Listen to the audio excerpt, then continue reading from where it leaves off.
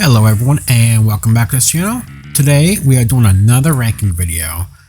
I know it's been a few months, I want to say about 4 or 5 months since I did the last one, but I've been really busy. But I'm going to, hopefully I can do one of these every other month, but we'll see. Remember, if you're new to this channel, don't forget to hit the like and subscribe button as it helps us the channel grow. And don't forget to hit the notification button for all future videos. Last time we did Ocean software for the NES, and this time we are going to do Ocean software for the Super Nintendo. Now there were 19 games in all, so there are some really good ones here and some really bad ones. So let's get started. First up, the Addams Family. The Addams Family is a 1992 action-adventure platformer game based on a 1991 film of the same name. The game has a player control Gomez Addams. His mission is to rescue other members of the Addams family from the clutches of Abigail Craven, who alongside a judge and the family attorney is trying to seize the Addams wealth. The game has the players moving throughout the mansion, many inside and the outside areas such as of which are hidden. Opponents include bosses, each holding a member of the Addams family hostage, making them necessary to defeat. Power-ups, extra lives, and money are also collectible. And this game was okay-ish. My main problem was the control. The control was kind of sluggish, especially when you're trying to move. It kind of feels like you're on skates, but it's not a bad game. It was okay. I'm gonna give this a C.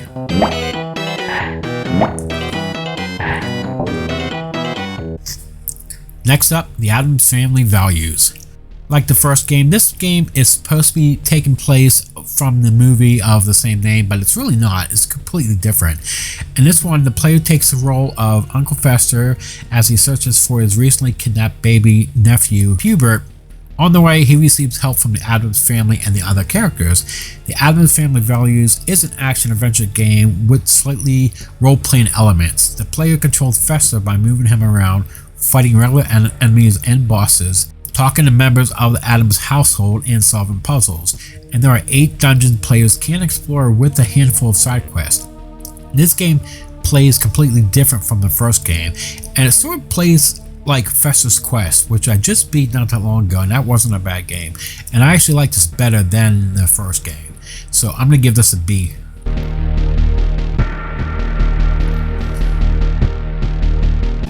Next up, Addams Family Pugly Scavenger Hunt. Pugly Scavenger Hunt is different. This one's not based off any of the movies. It's based off the actually animated TV series in the 90s. Pugly Scavenger Hunt centered on Pugly attempts to win a scavenger hunt challenge proposed by his sister Wednesday. His hunt takes him to the bedrooms of each of the members of the Addams family in order to find one item from each. The game is a side-scrolling platformer game that plays very familiar with the first Addams Family game. The player can choose which level to attempt by entering whichever door they choose to in Addams' house. And honestly, I really didn't like this one that much. I'm gonna give this a D.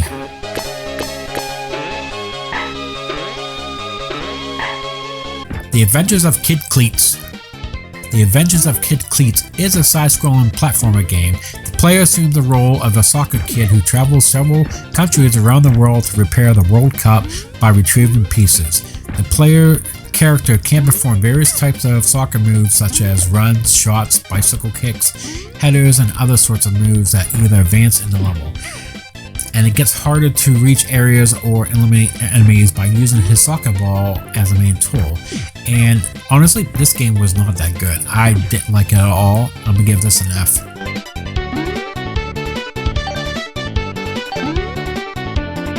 Next up, Cool World.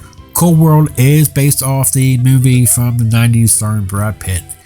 The player controls Jack, who must avoid being surrounded by the Pauper Police, a cartoon police force, or get arrested, depending on how many times the player has broken the law and whether he has collected the in-game currency of nickels or not. The player will either get a lecture by Detective Frank Harris or be forced to pay bail money. The 10 coins is usually bail required by Detective Harris. Players can visit Las Vegas to increase their nickel stash and store their coins at the Cool World Bank. And I just couldn't make heads or tails of this game. Didn't get very far, or didn't like it. I'm gonna give this an F.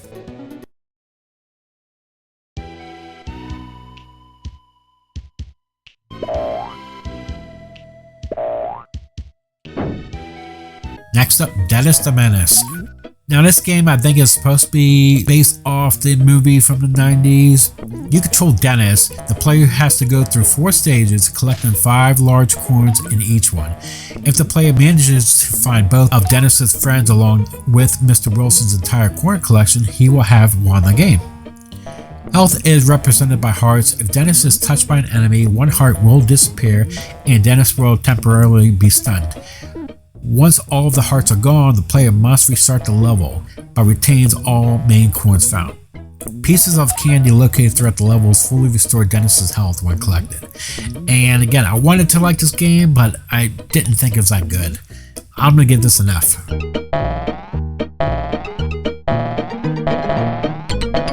Next up, Eek the Cat. Now this is based off the anime series from the 90s. Eek must help his friends through 6 huge levels of hazards. The platform has a novel approach to the player. Eek can take as much damage as possible, but must keep his protectee safe from harm using various skills. Situations reflect the cartoon. For example, his master, the granny, is out sleepwalking in the zoo and he must prevent the animals waking her up.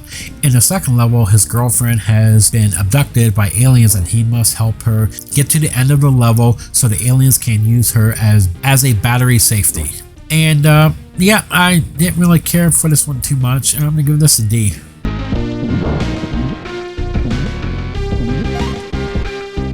Now we have the Flintstones. And this one is based off the movie from the 90s, I believe, maybe 2000. I think it's the early 90s, starring John Goodman. And the movie's not bad. I watched it not that long ago. And there were a couple of Flintstones games released for the Super Nintendo. And of course, this one is based off the movie, but there was another one that's better than this one. But the Flintstones is a 2D platformer game where the player controls Fred Flintstone, who must rescue Pebbles, Bam Bam, Barney, and Wilma from the evil Cliff Vandercave. The gameplay was okay, but overall the game I just didn't think it was that much fun. I'm gonna give this a D.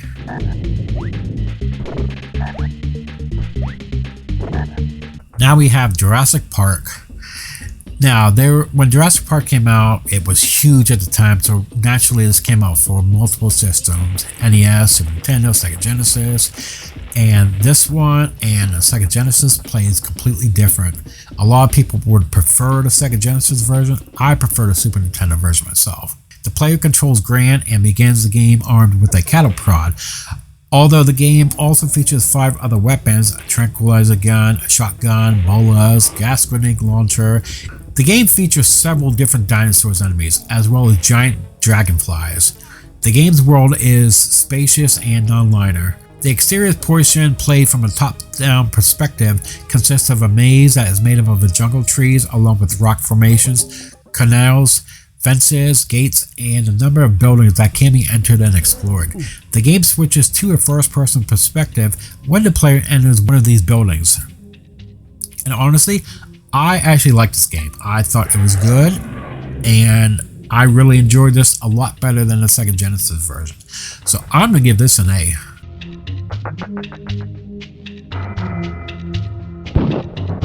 Jurassic Park 2: The Chaos Continues. Now, this is a sequel to the Jurassic Park game, not the movie. This game is a side-scrolling run-and-gun game. The player controls Grant, and you can select a level from a list and play through the game stages in any order.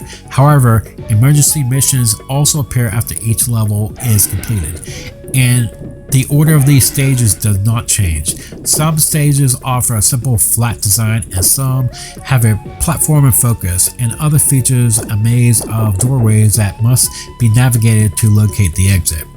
And this game is okay. It's different from the first game, but it wasn't bad. I'm gonna give this a C.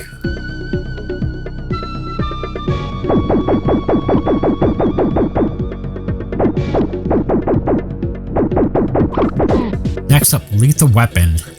This game is supposed to be based off the movies, but I'm pretty sure it's based off Lethal Weapon 3 because it's got the cover of Lethal Weapon 3. Now this is a side-scrolling game where the player plays as either Riggs or Murtaugh and has to complete 4 missions in order to go on to the 5th and final mission.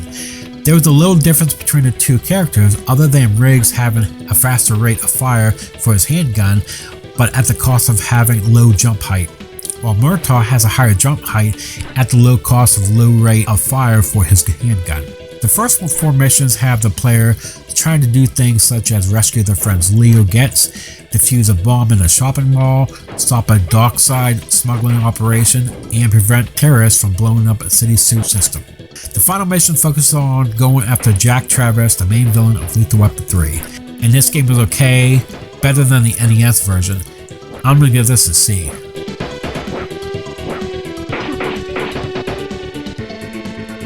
Next up, Micro Machines. Micro Machines is a top-down racing game. Players observe races from above view.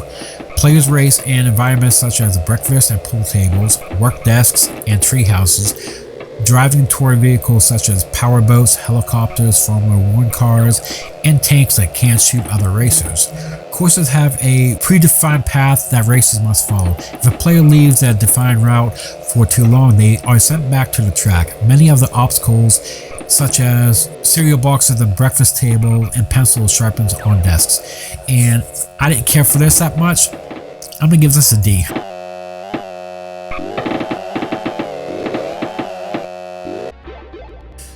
Next up, Mighty Max. Now that, again, this is based off the cartoon from the, I want to say 90s, maybe 2000s, I'm not really sure, I never really watched this. The player controls Mighty Max. The game has several environments that the player has to explore, including a factory, hell, a pyramid, a cave system, and a jungle. The player is given a ball launcher gun, which can be used to help traverse these environments. The player can also use to manipulate objects, most notably a metal crate, which the player has to carry to complete each of the game's levels. And I really just didn't like this game. I didn't think it was that good. I'm gonna give this an F.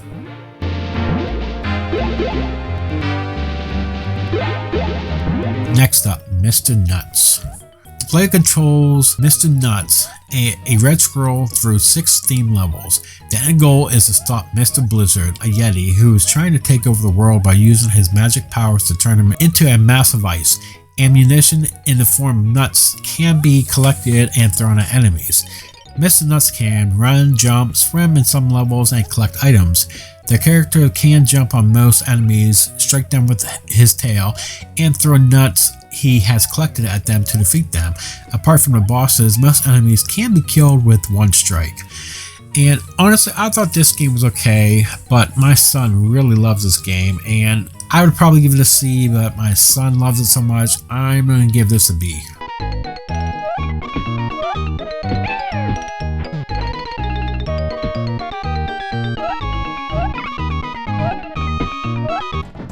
Next up, Pushover. This game actually surprised me. This game consists of 100 levels of increasing complexity over 9 different theme worlds. Each level features several interconnecting platforms holding a number of dominoes. The goal is to rearrange the dominoes such as with a single push, all of the dominoes are toppled, thus opening the exit to the next level. And there are 11 different types of dominoes, identified by red and yellow patterns, each with different actions. The player controls G.I. Ant, who can move certain dominoes by carrying them one at a time. And honestly, this is a puzzle game, and I'm really into puzzle games. I thought it was fun, so I'm gonna give this a B.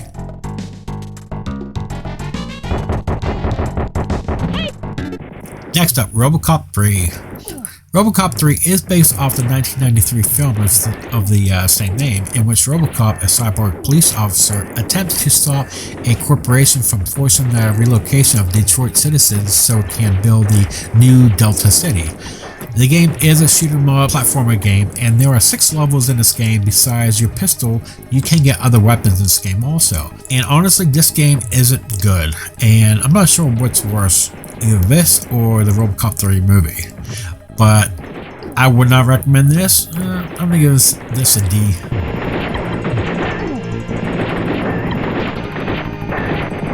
Super Turrican 2.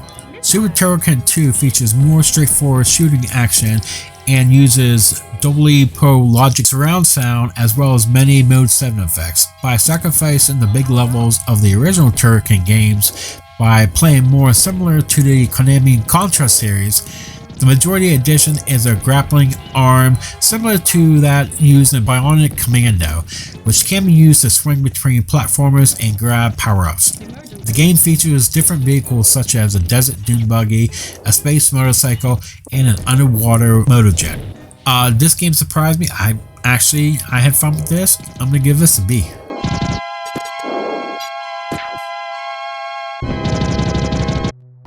Syndicate. This game consists of a series of missions in which the player controls a team of cybernetically modified agents attempting to take control of a country. The agents must frequently overcome local police forces and heavily armed agents from rival syndicates to achieve mission objectives, which range from assassinations to capture or rescue a personnel. Agents' ornaments, cybernetic modifications, and behavior attributes can be controlled by the player to make them more suited for particular tasks. And honestly, I couldn't make heads or tails with this game. I did not have fun with this. I'm gonna give this an F.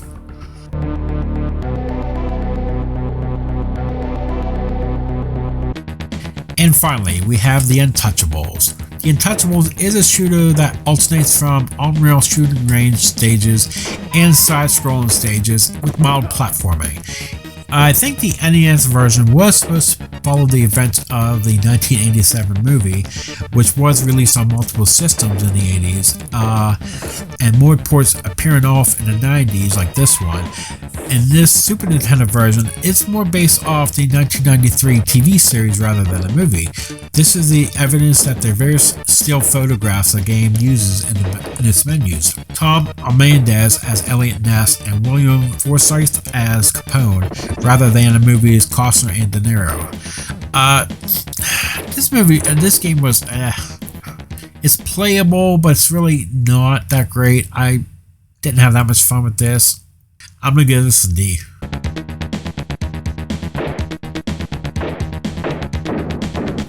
And there you have it for this ranking video for the Super Nintendo Ocean games. You get a few D's, some F's. You did get a couple B's, and the one A, which was, I believe it was Jurassic Park. I think that was the only A I gave this month for this video. But overall, you still got some good games coming from Ocean. But let me know in the comments below what you would rank differently. And I'm not sure which company I'm going to do next. So we will see. Maybe I'll do Konami. I'm not really sure. But until next time, peace out.